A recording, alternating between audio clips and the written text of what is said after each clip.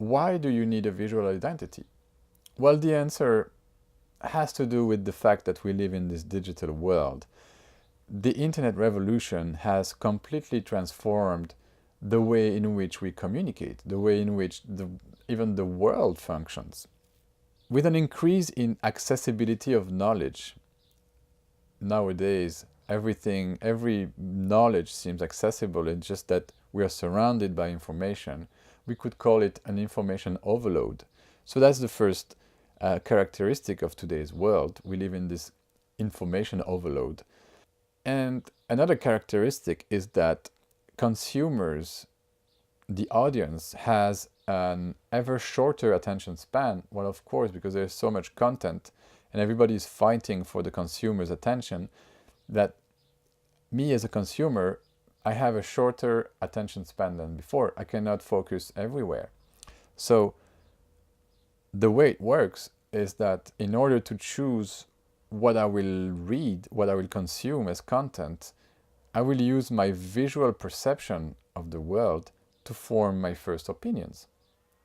Basically, me as a consumer, I will judge your brand or any brand based on how it looks like, because we don't have time to go in depth and really understand everything that is about, given that there is so much content out there and I have a limited attention span. So, our visual perception of the world is what we use to form opinions.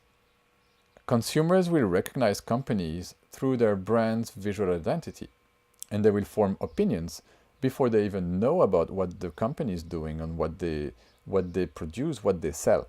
People will judge your ability to provide a solution to what they are seeking based on their first impression of your business, both online and offline.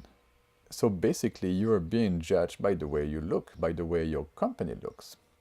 So don't risk turning away potential customers with an unprofessional brand.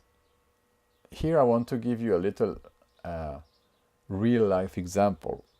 Like, you wake up every morning, maybe you grab your phone and you have a bunch of notifications.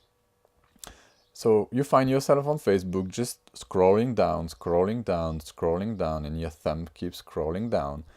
And at some point, well, you see some visual. You see a visual, oh, something good visual. It stops your eyes. So your brains function like this. Is the visual good enough? If the answer is yes, well, you will stop. And what do you do next? Well, you will read the title. Is the title good enough? Yes, you will click, you will tap, and then you will access the content. So that's how we work.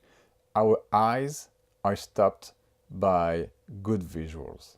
So to conclude this lesson, I would say that this example is basically giving you a key to understand what you need to do in order for the consumer to discover and listen to your message.